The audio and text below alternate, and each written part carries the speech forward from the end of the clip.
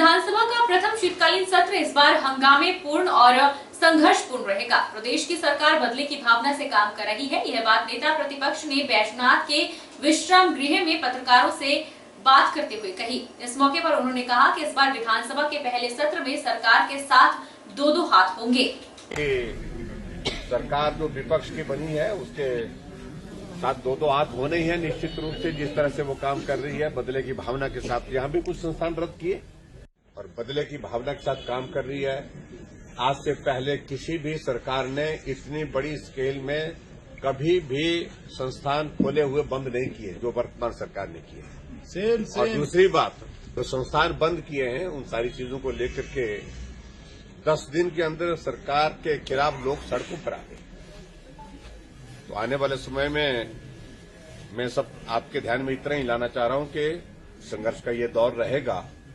पूर्व मुख्यमंत्री जयराम ठाकुर के बयान पर हिमाचल कांग्रेस के प्रभारी संजय दत्त ने पलटवार किया है। संजय ने कहा कि बीजेपी को पानी की तरह पैसा बहाने के बावजूद जीत हासिल नहीं हुई। बीजेपी अब डर के साए में जी रही है और इस वजह से ही बेबुनियादी बयानबाजी कर रही है।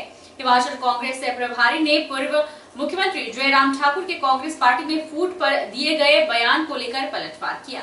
बीजेपी डरी हुई है, सहमी हुई है, घबराई हुई है, क्योंकि सभी हथकंडे अपनाने के बाद, पानी जैसा पैसा बहाने के बाद, जुमलेबाजी करने के बाद भी जनता ने उनको नकार दिया है।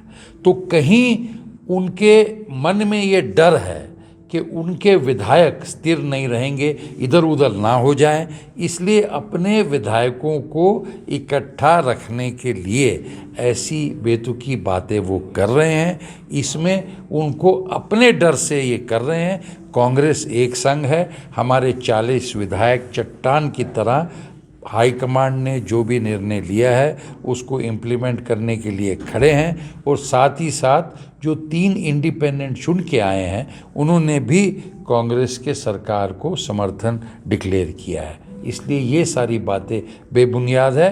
अपने फ्लॉक को बचाने के लिए ये भारतीय जनता पार्टी के नेता बात कर रहे हैं। राहुल गांधी की भारत जोड़ो यात्रा 30 जनवरी को श्रीनगर में खत्म होगी। इस बीच कांग्रेस ने अपने नेता राहुल गांधी की सोच को जनता तक पहुंचाने के लिए हाथ से हाथ जोड़ो यात्रा की रणनीति बनाना शुरू कर दी है।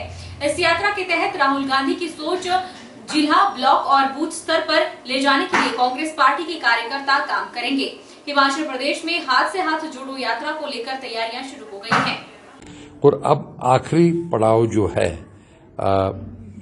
हरियाणा, यूपी, हरियाणा, पंजाब, हिमाचल, उसके बाद जम्मू कश्मीर। और जो प्रस्तावित 30 जनवरी को श्रीनगर में तिरंगा झंडा फहराएंगे और फिर इस यात्रा का समापन करेंगे। 19 तारीख को ये यात्रा हिमाचल में आएगी 1 दिन के लिए। उसका समय अब तय हो रहा है तो उसके बारे में सूचित किया जाएगा। लेकिन कार्यकर्ताओं में, पूरी जनता में हिमाचल के बहुत उत्साह है, क्योंकि सबकी इच्छा थी कि हिमाचल भी कवर हो और उसी के फलस्वरूप जो है हिमाचल का भी रूट रखा गया है। इसके विषय में पूरे देश में जब 30 तारीख को इसका समापन होगा तो केंद्रीय नेतृत्व ने ये तय किया है कि राहुल जी का संदेश और भारत जोड़ो यात्रा का जो उद्देश्य है वो पूरे देश में हर जिले, हर ब्लॉक, हर बूथ, हर ग्राम पंचायत तक ये ले जाया जाए। और इसी के लिए हाथ से हाथ जोड़ो अभियान ये कांग्रेस शुरू करने जा रही है। पर्यटन नगरी डलहौजी के अंतर्गत आने वाले तलेरू नामक स्थान पर अवैध तरीके से पर्यटकों की जान को जोखिम में डालकर वोटिंग करवाई जा रही है। ऐसे में अगर कोई हादसा होता है तो उसका जिम्मेवार कौन होगा? वोटिंग पॉइंट का संचालन करने वाले लोगों को पर्यटन विभाग ने नोटिस जारी करके उसे बंद करने के सख्त निर्देश दिए हैं। पर्यटकों की जान को जोखिम में डालकर अवैध वोटिंग करवाई जा रही है, जिस पर पर्यटन विभाग चंबा ने कड़ा संज्ञान लिया है। पर्यटन विभाग को भी इस तरह की शिकायतें मिल रही हैं और स्थान पर अवैध तरीके से वोटिंग करवाई जा रही है, जिसके बाद पर्यटन विभाग चंबा ने संचालन करने वाले लोगों को नोटिस जारी किया, उसका जवाब भी मांगा है। इसके अलावा पर्यटन विभाग ने पर्यटन निदेशक शिमला से भी पत्र लिखकर राय मांगी है और कहा है कि वोटिंग का संचालन करने वाले लोगों का एग्रीमेंट 9 जुलाई 2022 से खत्म हो चुका है और उसमें किस तरह की कार्यवाही करनी है, इसका विशेष ध्यान रखा गया है। हालांकि जिला प्रशासन की ओर से भी सख्त निर्देश हैं कि इस तरह की गतिविधियों पर रोक लगाई जा सके।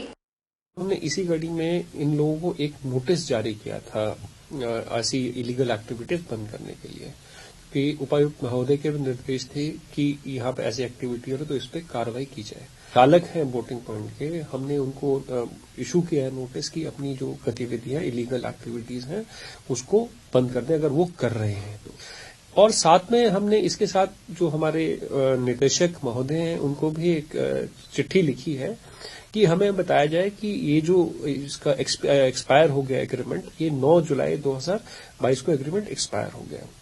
उसके बाद अब क्या यथास्थिति मतलब क्या करना चाहिए वहां पे गतिविधियों को पर से बंद कर देना चाहिए और जो वोटिंग पॉइंट को अपने कब्जे में ले लेना चाहिए। और क्योंकि एक हाई कोर्ट में एक केस भी चल रहा है, इसके लिए इसको मद्देनजर रखते हुए क्या कार्रवाई करनी चाहिए, ऐसा भी हमने दिशा निर्देश अपने विभाग से। जिला बिलासपुर के अंतर्गत 4 स्कूलों को स्वर्ण जयंती उत्कृष्ट योजना के तहत उत्कृष्ट स्कूल बने हैं। इन स्कूलों में अब आधुनिक सुविधाएं मुहैया करवाई जाएंगी। बाकायदा सरकार की ओर से इन स्कूलों में इंफ्रास्ट्रक्चर सहित अन्य सुविधाएं मुहैया करवाने को लेकर 44 लाख रुपए का बजट भी मुहैया करवा दिया गया है। उच्च शिक्षा उपनिदेशक बिलासपुर राजकुमार शर्मा ने बताया कि शिक्षा विभाग की ओर से स्वर्ण जयंती उत्कृष्ट स्कूल योजना का तीसरा चरण शुरू किया गया है। इससे पहले इस योजना के 2 चरण को पूरा कर लिया गया है। योजना के तहत हर विधानसभा क्षेत्र में एक स्कूल का चयन किया जाता है। इन स्कूलों में नियमानुसार इंफ्रास्ट्रक्चर तैयार किया जाता है। वहीं स्मार्ट क्लासरूम सुविधा भी मुहैया करवाई जाएगी। इसके अलावा बच्चों को वर्चुअल क्लासरूम की सुविधा सहित अन्य सुविधाएं उपलब्ध करवाई जाएंगी। योजना के तहत तीसरे चरण में सदर विधानसभा क्षेत्र के तहत राजकीय वरिष्ठ माध्यमिक पाठशाला नालटी, नैना देवी में राजकीय वरिष्ठ माध्यमिक पाठशाला टोबा, घुमारवी में राजकीय वरिष्ठ माध्यमिक पाठशाला डंगार, झंडुता विधानसभा क्षेत्र के तहत राजकीय वरिष्ठ माध्यमिक पाठशाला कोसरिया का चयन हुआ है।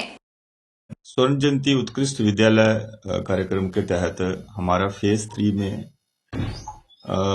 4 स्कूल यानी कि कंस्टिट्यूंसी वाइज जो है एक स्कूल इसमें नॉमिनेट हुआ है, जिसमें कि सदर कंस्टिट्यूंसी से जीएसएस नाल्टी, गुमारवी कंस्टिट्यूंसी से जीएसएस डंगार और झंडुत्ता से कोसरियां और श्री नैना देवी से तोबा।